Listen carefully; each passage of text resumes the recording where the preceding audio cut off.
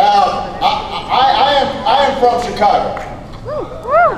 So, you know a little snow was not going to keep me away. Which is why I can relate to New Hampshire ice. Because, this is just like a dusting. It's like, what's the big deal? There's no big deal. When Air Force One landed, there were like 50 people waiting to shake my hand. They got icicles on their eyebrows. I'm like, hey, great weather. So I want to thank all of you for making the trek out here. I really appreciate it. I just had a chance to look at some of the cutting edge work that's being done here at the auto shop. Earlier this week I gave a speech to American auto workers where I said that one reason this country has an auto industry today is because we're not just building cars again, we're building better cars. We're building cars that use less oil, cars that go further on a gallon of gas, and in part, that's because of what's happening in places like this community college. It's because of so many of you. Now, I don't need to tell you why fuel efficiency is so important, especially right now. Most of you have filled up your gas tanks in the last week or two. Am I right? Yeah. It hasn't been a happy experience. You've seen the prices go up almost every day, and you've already felt the pinch. Whether you own a car or maybe you own a small business and, that uses energy, some of you have no choice but to drive a long way to work. And higher gas prices are like a tax straight out of your paycheck. And in the winter, the rising price of oil is also making it more expensive to heat your homes. Now, I know this is hard to believe, but some politicians are seeing higher gas prices as a political opportunity. You're shocked, I know, but it's true, right in the middle of an election year. Who would have thought? So recently the lead in one news story said, and I'm quoting here, gasoline prices are on the rise and Republicans are licking their chops. Licking their chops. Now let me tell you, only in politics do people respond to bad news with such enthusiasm. That doesn't happen anywhere else. And so, as a consequence, you can anticipate we're going to be hearing a lot about how people have these magic three-point plans to make sure that you're only paying $2 a gallon gas. Just like we heard about it in the last election, just like we've heard about it for the last 30 years. And you know what the essence of their plan is going to be, which is step 1, drill, step 2, drill, step 3, keep drilling. And by the way, we'll drill in your backyard. Wherever it is, we're just going to put up more rigs. Now, if there's one thing I know about New Hampshire, it's that your political bull detector is pretty keen. It's pretty sharp. You know that we can't just drill our way to lower gas prices. There are no quick fixes or silver bullets. If somebody tells you there are, they're not telling you the truth. If we're going to take control of our energy future, which we have to do, if we're going to avoid high gas prices every single year, with a lot of politicians talking every single year but nothing happening, if we're going to avoid that, then we've got to have an all-of-the-above strategy that develops every single source of American energy. Not just oil and gas, but also wind and solar and biofuels.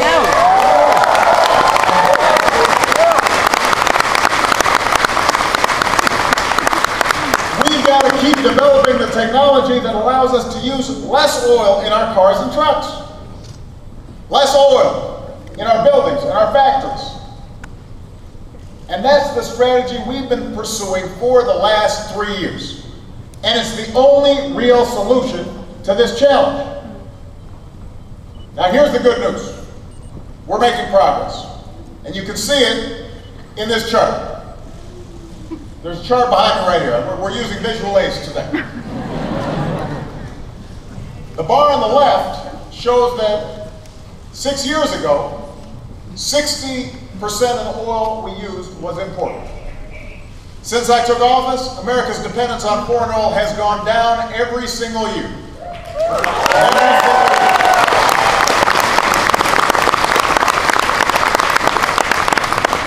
In fact, in 2010, it was under 50% for the first time in 13 years. For the first time. And, you know, we gave one of these handy charts to everybody who came today. So you can impress your family and friends with your knowledge. It makes a great conversation piece at parties. Now, one of the reasons our dependence on foreign oil is down is because of policies put in place by our administration, but also our predecessor's administration. And whoever succeeds me is going to have to keep it up. This is not going to be solved by one party. It's not going to be solved by one administration. It's not going to be solved by slogans. It's not going to be solved by phony rhetoric. It's going to be solved by a sustained, all of the above energy strategy. And no matter what you hear from some folks in an election year, the key part of this strategy over the last 3 years has been to increase safe, responsible oil production here at home while also pursuing clean energy for the future. We don't have to choose between one or the other, we've got to do both. So, when it comes to oil production, under my administration, America is producing more oil today than at any time in the last 8 years. That is a fact. That's a fact. Under my administration, we have a near record number of oil rigs operating right now. More working oil and gas rigs than the rest of the world combined. Think about that. That's a fact. We've opened up millions of new acres for oil and gas exploration where appropriate and where it is done safely. And we've approved more than 400 drilling permits since we put in place new safety standards to make sure that we don't have the same kind of spill that we had down in the Gulf a couple of years ago.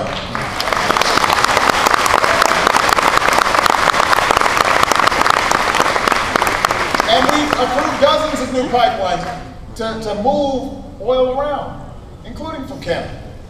Just this week, we announced that we'll do whatever we can to help speed the construction of a pipeline in Oklahoma that will relieve a bottleneck for oil that needs to get to the Gulf. And that's going to help create jobs and encourage production. So we're focused on American oil production. We are doing all that we can in a safe, responsible way to make sure that American oil production and gas production is high. But here's the thing. The amount of oil that we drill at home doesn't set the price of gas on its own. And the reason is because oil is bought and sold on the world energy market. And just like last year, the biggest thing that's causing the price of oil to rise right now is instability in the Middle East. This time it's Iran. But a lot of folks are nervous about what might happen there. And so they're anticipating there might be a big disruption in terms of flow. And when uncertainty increases, speculation on Wall Street can drive up prices even more. Those are the short-term factors at work here. So when you start hearing a bunch of folks saying somehow that there's some simple solution, you can turn a nozzle and suddenly we're going to be getting a lot more oil, that's just not how it works. Over the long term, the biggest reason oil prices will rise is because of growing demand in countries like China and India and Brazil. Just think about this. In 5 years, the number of cars on the road in China more than tripled. Over the last 5 years, the number of cars tripled. Nearly 10 million cars were added in China alone in 2010. 10 million cars, just in one country, in 1 year. So that's using up a lot of oil. And those numbers are only going to get bigger over time as places like China and India get wealthier, they're going to want to buy cars like we do, and they're going to want to fill them up like we do, and that's going to drive up demand. So what does this mean for us? What does this mean for America? It means that anybody who tells you that we can just drill our way out of this problem does not know what they're talking about, or they're not telling you the truth. One or the other.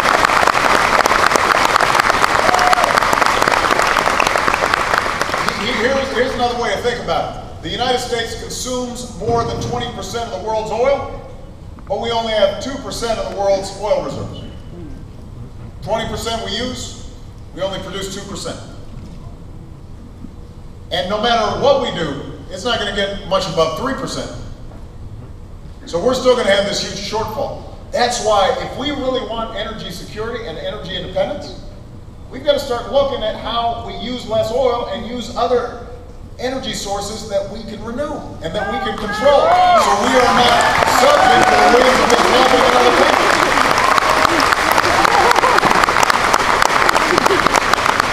We have to keep developing new technology that helps us use less energy. We've got to keep relying on American know-how and ingenuity that comes from places like this one. National Community College. That's our future.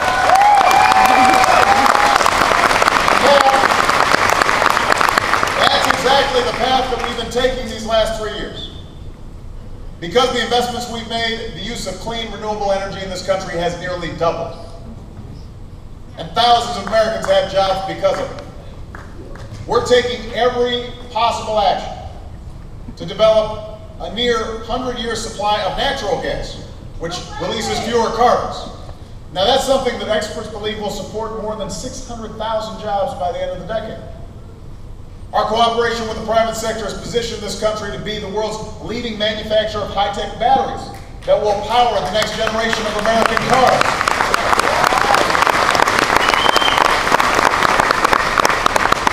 And after 3 decades of doing nothing, we put in place fuel economy standards that will make sure our cars average nearly 55 miles per gallon by the middle of the next decade. That's nearly double what we have today.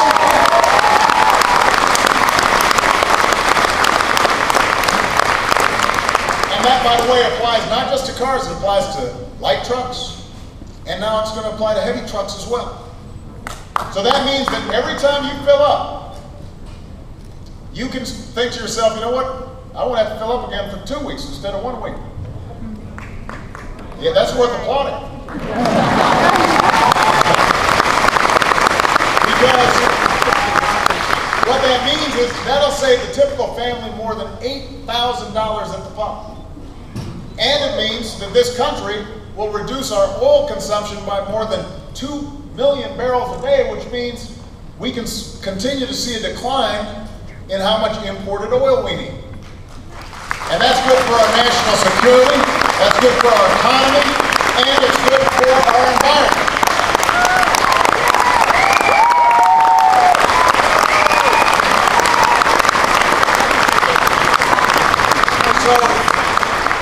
So that's the strategy we've got to pursue. But we've got to do more. We've got to do more even faster. We've got to keep investing in developing every available type of American-made energy. And this means that we've got to set some priorities. We've got to make some choices. First, while there are no short-term silver bullets when it comes to gas prices, I've directed my administration to look for every single area where we can make an impact and help consumers. From helping to relieve bottlenecks in the places like the one we've got in Oklahoma, to making sure speculators aren't taking advantage of what's going on in the oil markets. And we're going to just keep on announcing steps in the coming weeks. Every time we find something that can provide a little bit of relief right now, we're going to do it.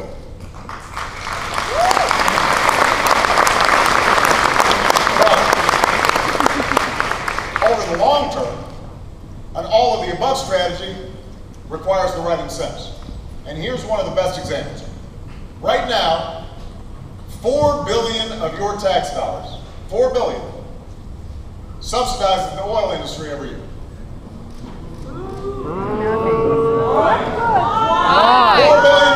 Now, these companies are making record profits right now. Tens of millions of dollars a year. Every time you go to the gas tank, or fill up your gas tank, they're making money. Every time. Now, does anyone really think that Congress should give them another $4 billion this year? No! Of course not. It's outrageous. It's inexcusable. And I'm asking Congress, eliminate this oil industry giveaway right away. I want them to vote on this in the next few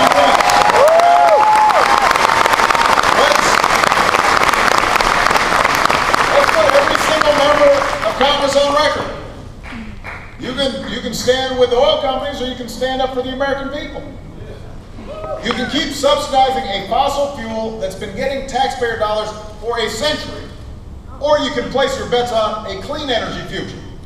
So I'm asking everybody here today, anybody who's watching at home, let your member of Congress know where you stand.